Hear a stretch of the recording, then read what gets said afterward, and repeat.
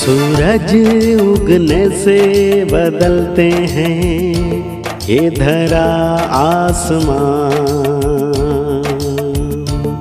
चलते रहने से हो जाती है हर मुश्किल आसान।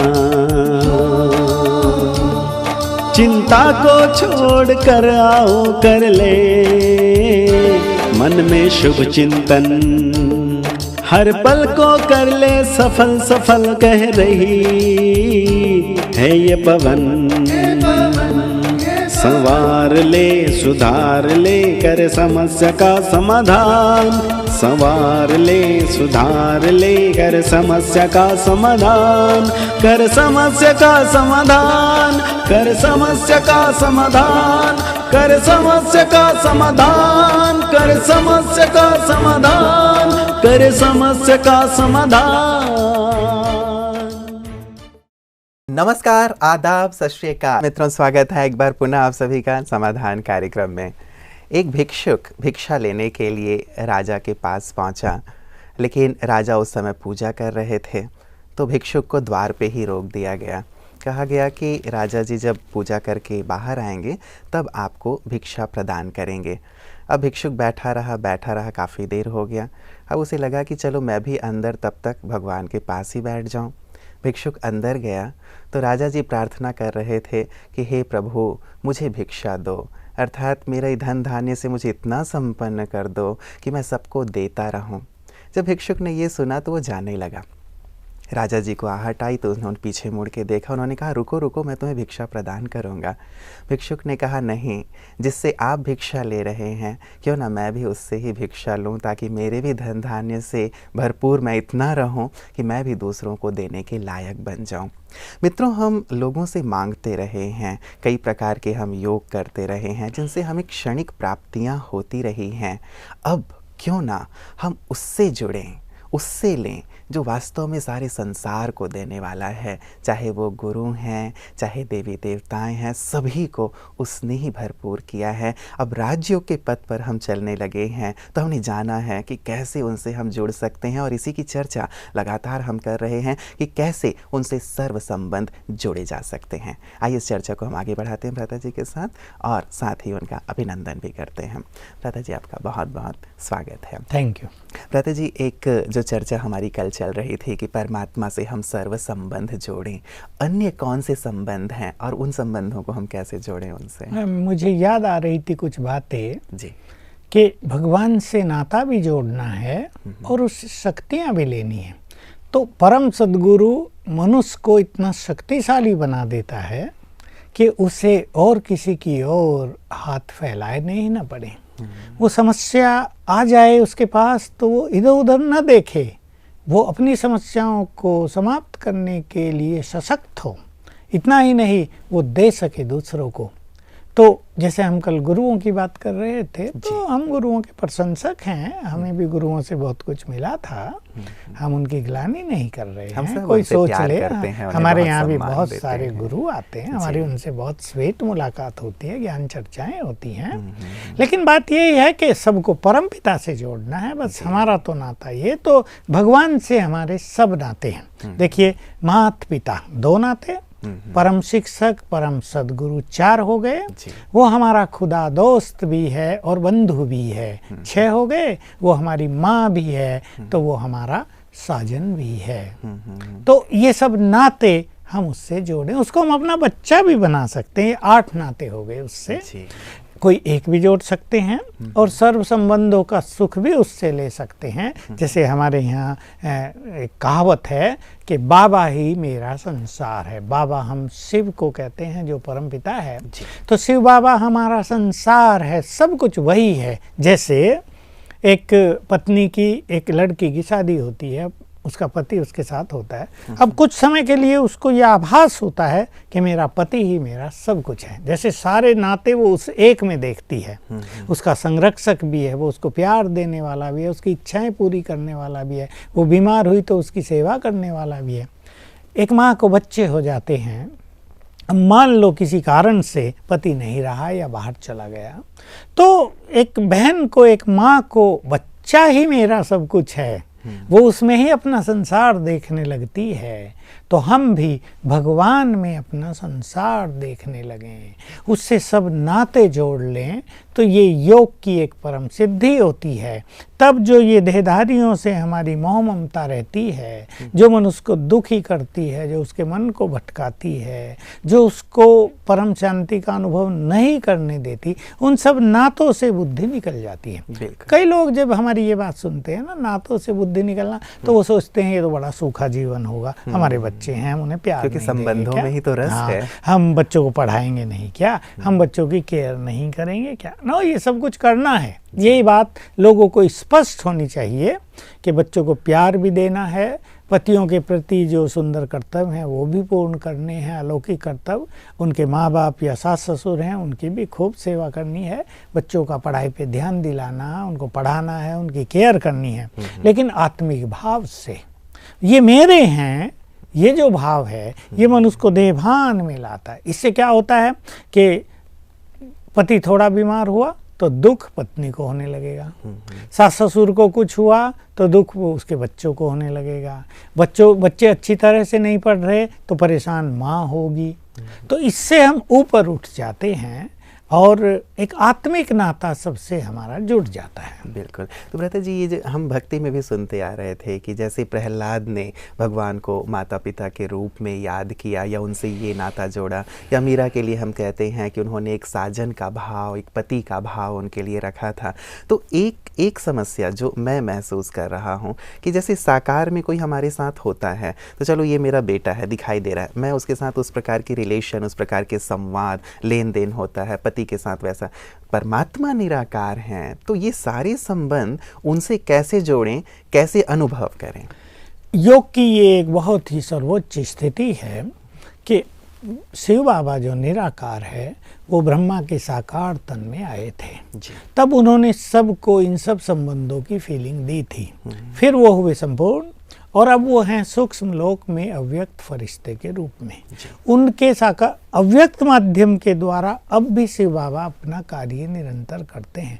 माध्यम शिव बाबा का ब्रह्मा ही है, चाहे वो साकार में थे चाहे अब अव्यक्त में है। तो अव्यक्त रूप में शिव बाबा ब्रह्मा के सूक्ष्म शरीर के द्वारा सबको सब भाषणाएं देने के लिए तैयार रहते हैं। तो अब सूक्ष्म रूप में यानी फरिश्ते रूप में हम इन सर्व संबंधों का लाभ उठा सकते हैं, इनका सुंदर अनुभव कर सकते हैं अपने जीवन में। इसके लिए जस्ट हमें थोड़ा सा अपना लेवल उठाना पड़ेगा, अपने को सूक्ष्म शरीर में स्थित फरिश्ता देखकर सूक्ष्म वतन में जाना होगा। तो बाबा के साथ यानी शिव बाबा के साथ रास कर सकते हैं, उसे हाथ मिला सकते हैं, परम सद्गुरु के रूप में उससे दुआएं और वरदान ले सकते हैं, शिक्षक के रूप में याद करने से उससे कुछ बहुत अच्छी प्रेरणाएं प्राप्त कर सकते हैं, बुद्धि को डिवाइन रिफाइन कर सकते हैं, माँ का संबंध उससे जोड़ सकते हैं और माँ जैसा प्यार और पालना का अनुभव कर सकते हैं, उसकी गोद में बैठ सकते हैं, उसके साथ सो सकते हैं, उससे प्यार भरी बातें कर सकते हैं। लेकिन इसके लिए हमें अपने लेवल को थोड़ा ऊंचा उठाना पड़ेगा। बिल्कुल, मतलब राजयोग हमें सीखना होगा, तभी ये सूक्ष्म अनुभूतियां हम कर सकते हैं, क्योंकि ये साकार की तो बात ही नहीं है। जैसे हम लगातार चर्चा करते आ रहे हैं कि अब तक साकार में हमने सब कुछ देखा है, लेकिन अब निराकार बनने की ज़रूरत है, तभी शायद हम उस निराकार तक पहुंच पाएंगे। और इस अनुभूति को, जो संबंधों की अनुभूति हम कहते रहे हैं कि आप माँ हो, पिता हो, बंधु हो, सखा हो, तो सूक्ष्म से हम इस प्रकार अनुभूति कर सकते हैं और उससे बात कर सकेंगे, कम्युनिकेट कर सकेंगे जब चाहें। ये एक ऐसा सुंदर साधन हमें मिल जाता है राजयोग का कि हम मनुष्यों के साथ अपनी बात शेयर न करके डायरेक्ट अपने परम पिता से करें, और बहुत अच्छी अनुभूति इसमें होगी, उसके रेस्पॉन्स हमें मिलने लगेंगे। लेकिन ये अनुभूति सबसे नहीं होती है, क्योंकि सब अपनी बुद्धि के, मन के लेवल को उतना स्वच्छ नहीं कर पाते, बुद्धि को उतना क्लीन नहीं कर पाते, एकाग्र नहीं कर पाते। लेकिन अगर नाता जोड़ लें और उसको एंजॉय करने लगें तो उससे डायरेक्ट बात होगी। और ऐसे अनुभव कई हजार लोगों के हो चुके हैं, एक दो के नहीं। मैं ये तो नहीं कहूँगा लाखों के हैं, पर कम से कम 50,000 मनुष्य आत्माओं के, भाई बहनों के ऐसे सुंदर अनुभव हैं कि वो किसी भी संबंध को उनसे जोड़कर डायरेक्ट उनसे बातें करते हैं, उनको उनके रेस्पॉन्स मिलते हैं, समस्याओं के हल मिलते हैं। ऐसी बहुत बड़ी बड़ी बातें हम रोज सुनते रहते हैं लोगों के अनुभवों की। भ्राता जी, ये तो बहुत अच्छी बात होगी कि हम अपनी समस्याओं का डायरेक्ट उनसे समाधान ले लें, उनसे बात करें। और यदि उनसे बात हमारी ऐसी होती है तब तो वैसे भी कोई समस्या नहीं रहेगी। आप अपना व्यक्तिगत कोई ऐसा अनुभव सुनाएंगे जब आपने उनसे ऐसी बात की हो? ज्यादा बातें समस्याओं की नहीं करता, क्योंकि समस्याओं का आप तो समस्या मुक्त हैं। और समस्याओं का समाधान शिव बाबा ने अपने महावाक्यों में सुना दिया है, वो हमारे पास है। तो हम उसके बल से, ज्ञान के बल से, योग के बल से समस्याओं को हल कर लेते हैं। फिर भी कोई बात आती है तो उसको समर्पित कर देते हैं, अब तुम करो। मेरा ऐसा क्लोज रिलेशनशिप है अधिकार का कि मैं शिव बाबा को कहता हूँ ये काम तुम्हें करना है, मुझे नहीं करना है, ये तुम्हारी ड्यूटी है, क्योंकि आखिर हमारा अधिकार भी तो है ना। लेकिन मैं बहुत प्यार भरी बातें बाबा से करता हूँ, जिसको हम रूरियान कहते हैं, और वो भी फ्रेंडली। बाबा ने जो कुछ हम पर उपकार किया, आजकल जब आप बाबा शब्द कहते हैं भ्राता जी, तो ये किन के लिए है? देखिए, शिव बाबा ब्रह्मा के थ्रू, यानी ब्रह्मा के तन में विराजमान हैं शिव बाबा सूक्ष्म शरीर में, तो हम उनके लिए ही बाबा शब्द यूज करते हैं। मतलब हम परमात्मा को, उस परम सत्ता को बाबा कहते हैं। बाबा कहते हैं, नहीं हमारा बाप। तो मेरी जो आजकल उनसे बातें चलती हैं, जो मुझे बहुत मग्न करती हैं उनके प्रेम में, जिसकी बहुत ज़रूरत होती है राजयोग में कि हम प्रभु प्रेम में मग्न हो जाएं, तो उसने हमारे ऊपर क्या क्या उपकार किए हैं, मुझे वो सब 1 by 1 याद आते रहते हैं। अपनी बचपन से, मुझे 45 साल पूरे हो गए, 46वां साल चालू हो गया, तो मुझे याद आते हैं शिव बाबा के द्वारा इस जीवन में मैंने क्या क्या पाया, उन्होंने मुझे क्या क्या करने की सामर्थ्य दी। सब कुछ जैसे उनकी शक्तियों से हुआ, उनकी प्रेरणाओं से हुआ, मुझे बहुत अच्छी गाइडेंस मिली। वो सब अनुभव 5-7 दिन से, जब से जनवरी मास चला था, 20 दिन हो गए, मुझे याद आते रहते थे। उस समय पर क्या हुआ, उस समय पर कहाँ परमात्मा फीलिंग उनकी ओर से मुझे दिलाई गई। एक सुंदर अनुभव उसमें से मैं रखना चाहता हूँ जी। एक दिन की बात है, बात 78 की है, जब हमें बहुत कार्य करना होता था किचन सेवा का, तो मैं बहुत थका हुआ था और पार्टी कुछ ज़्यादा थी। तो जहाँ बाबा आ रहे थे, मधुबन में मेडिटेशन हॉल है, तो पार्टी उसमें खींचतान के बैठी, तो हम सबको कहा गया कि आप हिस्ट्री हॉल में बैठेंगे। बाबा आएगा मेडिटेशन हॉल में, हम बैठे हिस्ट्री हॉल में। बहुत थकाया, मैं 6:30 बजे पहुँचा, काम काज करके भाग दौड़ के नहा धो के, और वहाँ पहुँचा तो मेरा योग अभ्यास तो टॉप का था, तो मैं वहीं बैठ के कंसंट्रेट किया हुआ था जहाँ शिव बाबा बैठे हैं उनके स्वरूप पर। तो जब बाबा आते हैं तो पहले लाल लाइट होती है, जब बाबा आ जाते हैं तो वाइट हो जाती है। तो हिस्ट्री हॉल में भी वाइट लाइट हो गई। तब टीवी आदि नहीं होती थी, केवल स्पीकर लगे होते थे। मुझे तुरंत क्या आभास होने लगा कि उधर से जैसे एक डिवाइन लाइट चली आ रही है, बस मैं उसे देख रहा हूँ, और वो फट से मुझ में समा गई और मैं हो गया डिवाइन। वो थकान और वो सब समाप्त हो गई, डिवाइन हो गया एकदम। वो जैसे डिवाइन लाइट मुझ में प्रवेश कर गई, स्थिति हो गई परम आनंद की। अब मैंने फिर 1-1.5 घंटा ईश्वरीय महावाक्य सुने और मैं परम आनंद की स्थिति में रहा। ऐसे भिन्न भिन्न तरह से 78 और 79 में 3 बार मुझे ये अनुभव हुए, और ये 6-6 घंटे तक चले, क्योंकि मुझे पता था मैं सो जाऊंगा तो लोप हो जाएंगे। तो मैं 12-12:30 बजे तक जागता रहा, घूमता रहा इस आनंद में। ये ऐसी स्थिति थी जिसमें मैं योग नहीं कर रहा था, लेकिन ये परफेक्ट स्थिति थी, स्मृति स्वरूप स्थिति, योग युक्त स्थिति। तो मैं शिव बाबा को थैंक्स दे रहा था कि तुमने मुझे जीवन में कितनी अच्छी अनुभूतियाँ कराई। शायद किसी को ये अनुभूतियाँ प्राप्त होती हों। ऐसे अनेक अनुभव हुए जहाँ उसकी मदद प्राप्त हुई जीवन में बहुत ज़्यादा शारीरिक बीमारियों में। चलते चलते मुझे कुछ भी हो जाता है शरीर में, कुछ काम ज़्यादा किया था शुरू में, कुछ क्लाइमेटिक इफ़ेक्ट था, माउंट आबू का पानी का बहुत बुरा इफ़ेक्ट था, पेट सबके खराब रहते थे। तो कभी कुछ हो जाए तो मैं ना अपने खुदा दोस्त को कहता हूँ, बाबा तुम सुप्रीम सर्जन हो, देखो मुझे ये हो रहा है, अभी कुछ करो, किसी को भेज दो मुझे ठीक कर जाए। थोड़ी देर के बाद या घंटे के बाद कोई आ जाता है और मुझे आके कहता है मैं आपकी ये सेवा करने आया हूँ। मैं कहता हूँ भाई तुम्हें कैसे पता मुझे मेरी इस सेवा के लिए? कहा नहीं, बस मुझे इच्छा हो रही थी, मैं तुम्हारा ये सर्वाइकल ठीक करने आ गया हूँ। आज मैंने सुना था कभी तुम्हें सर्वाइकल का पेन रहता है। मैंने कहा वेलकम, आ जाओ। और वो 1 घंटे में सब कुछ कर आके चला जाता है, एक्यूप्रेशर मालिश ये वो।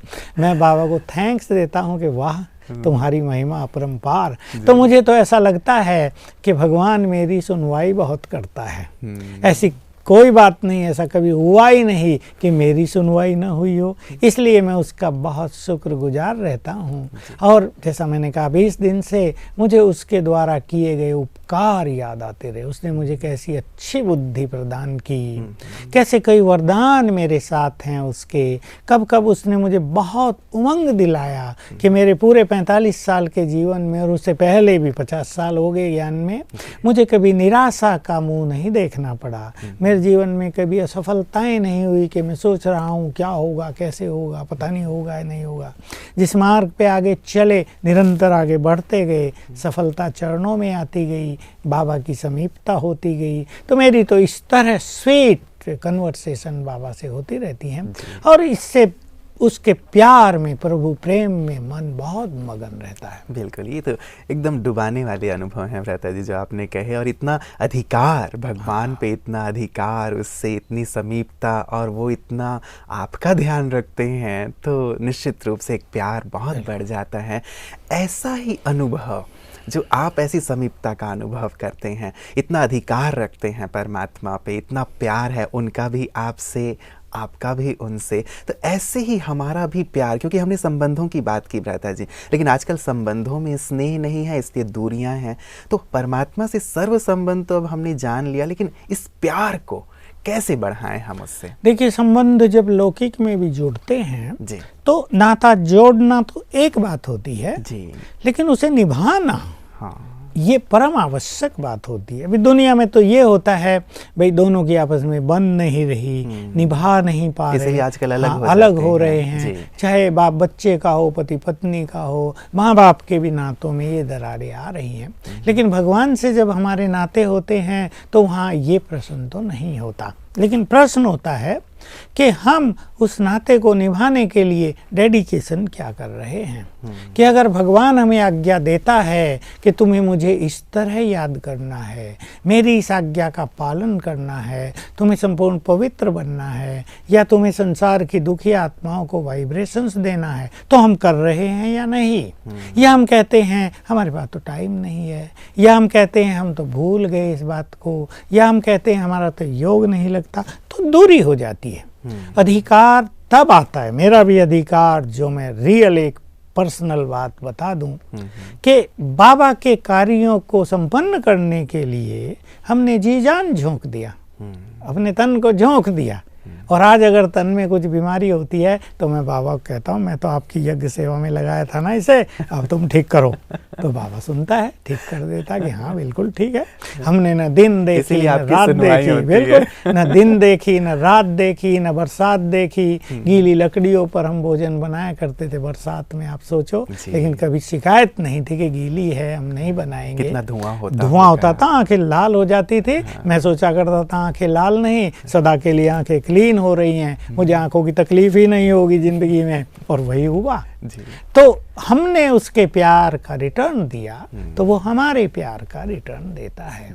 तो हम उसकी आज्ञाओं का कितना पालन करते हैं, हम उसके इस रुद्र यज्ञ के लिए कितना डेडिकेशन करते हैं, या हम पहले सुविधाएं मांग रहे हैं, या हम कह रहे हैं ये नहीं तो हम ये नहीं करेंगे, ये हो तो हम ये करेंगे। हमने ये कभी नहीं सोचा। हम जो कार्य है हमें तो उसको संपन्न करना है। अपने बड़ों को, दादियाँ थी हमारी बड़ी, अपने बड़ों को अपने कार्यों से निश्चिंत कर देना है। इसलिए दादी बहुत खुश होती थी और कहा करती थी, सूर्य जब तक किचन में है हमें तो देखने की जरूरत ही नहीं, हम तो सोचते भी नहीं है काम हो रहा है या नहीं हो रहा। मुझे बड़ी खुशी होती थी कि हमारे कार्य सफल हो रहे, हम कुछ काम कर रहे हैं और लोगों को चिंता हो रही हो, किया या नहीं किया, पता नहीं भाग तो नहीं गए। तो ये हमारी डेडिकेशन नहीं होती है। तो इसलिए मैं तो ऐसा महसूस करता हूँ कि भगवान बंध गया, और अगर किसी को भी भगवान को बांधना हो तो डेडिकेशन की ज़रूरत है, उस पर कुर्बान होना पड़ेगा। केवल दिल से कहें कि मेरा बाबा से, शिव बाबा से बहुत प्यार है, लेकिन उसके लिए कुछ करें नहीं। देखिए, नहीं तो शास्त्रों में भी दिखा है, श्री कृष्ण को न कंस बांध सका, न कौरव बांध सके, न कोई और शत्रु सेना बांध सकी, लेकिन बांधा किन्होंने? प्यार की गोपिकाओं ने। प्यार में तुलसी की पत्ती रख दी, बंध गया, तुल गया। तो ये प्यार का नाता, और प्यार भी केवल कहने का नहीं कि दिल खोल के दिखा दूं तो शिव बाबा ही मिलेगा। हम उस प्यार में कर क्या रहे हैं? उसकी आज्ञाओं का पालन कर रहे हैं। अगर उसने कह दिया मरना मंजूर लेकिन प्योरिटी को तोड़ना नहीं है, तो हम पालन कर रहे हैं। अगर उसने कह दिया इतने बजे उठकर तुम्हें योग का अभ्यास करना है, मैं तुम्हें वरदान दूंगा, तो हम कर रहे हैं। या हम कह रहे हैं हमें तो सोने में लेट हो गई थी बाबा, हम तो उठ नहीं पाए, कल दे देना, तो कल तो बाबा देने आएगा नहीं।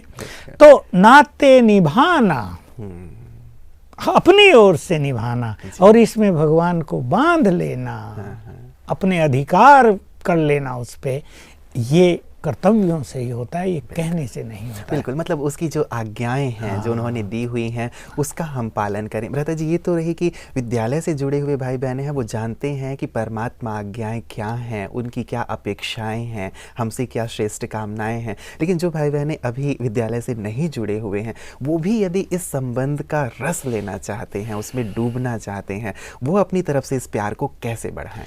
बहुत सिंपल सी बात है कि जिससे हम नाता जोड़ते हैं उसके और हमारे बीच में समानताएं होनी चाहिए।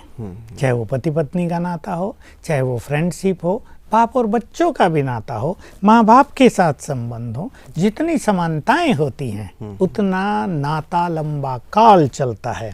और जहाँ समानताएं नहीं हैं वहाँ नातों में क्रैक आते हैं, दीवारें आती हैं, दूरी बढ़ती हैं। तो पहला नाता है, पहली जो शर्त है भगवान से नाता जोड़ने की, वो है प्योरिटी। देखिए, इसमें हमें कुछ छुपाने की जरूरत नहीं है। मित्रता क्या है? दो सच्चे दिलों का मिलन।